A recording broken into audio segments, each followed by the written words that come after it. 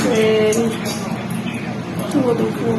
আজকে আমি তোমাদের দেখাবো কীভাবে রুই মাছ, তোমরা তো রুই কাতলা খেয়েছো, রুই কালিয়া খেয়েছো, আমি আজকে রুই দিয়ে টমেটোমের ঝাল, টমেটো দিয়ে রুই মাছের ঝাল বানাবো। তার জন্য আমার রেসিপি লাগছে রুই মাছ,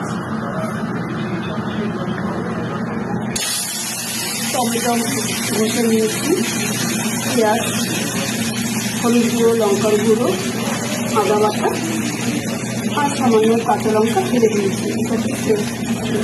টেস্টটা একটু ভালো, কাঁচা লঙ্কা ফেলে দিয়ে রান্নার টেস্ট একটু আলাদা। মাছ ভেজে নিয়েছি, এইবার আমি অ্যাড করছি কালির একটু সোমবার দিলাম, তারপরে আমি পেঁয়াজ অ্যাড করলাম।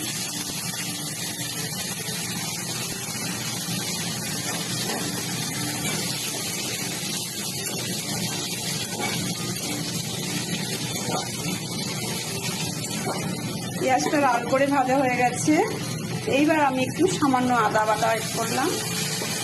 আমি এই রেসিপিটাতে কোনো জিরে বাটা ইউজ করবো না, এটা টমেটো যেহেতু বলেছি আমি রুই মাছ দিয়ে টমেটোমের ঝাল, টমেটো দিয়ে রুই মাছের ঝাল, ওই জন্য কোনো জিরে বাটা ইউজ করবো না। এরপর আমি অ্যাড করলাম হলুদ গুঁড়ো,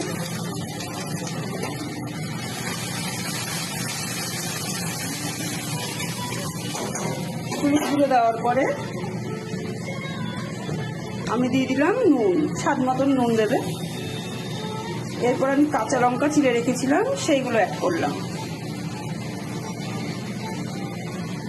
এইবার আমি দিয়ে দিলাম টমেটোটাকে আমি বাটিনি, টমেটোটা আমি মেশিন দ্বারা ঘষে নিয়েছি।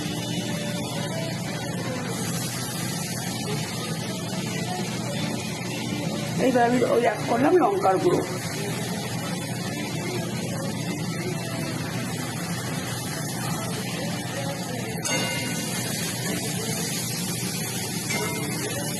এইবার কিছুটা কষানোর পরে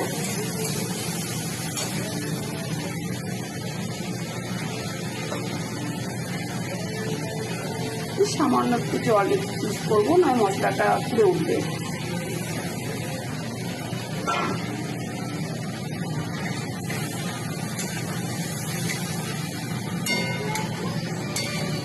আগেই ফ্রেন্ড বলেছি, আমার রান্নাঘরে বাঙালির রান্নাটাই বেশি হবে।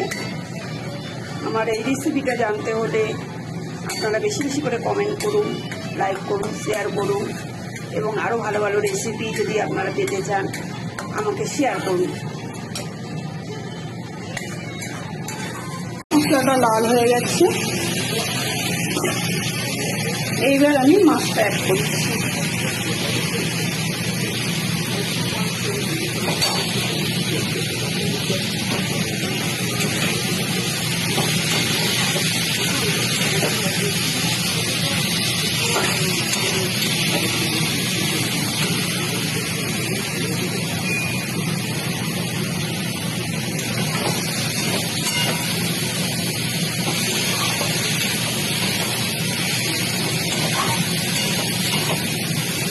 এবার আমি জল দিচ্ছি, কারণ যেহেতু এটা রুই টমেটোমের ঝাল, রুই মাছ টমেটো দিয়ে ঝাল হচ্ছে, ওই জন্য এটা একটা আমি বেশি জল ফাটাতে পারবো না। এটা আমাকে মানে মাখা মাখা করতে হবে, যাতে মোছা মোছা জিনিসটা মানে রেসিপিটা যাতে মোছা মোছা হয়, যাতে দেখতে সুন্দর লাগে। কেন জল দিলে জিনিসটা রেসিপিটার টেস্টটা অন্যরকম হয়ে যাবে।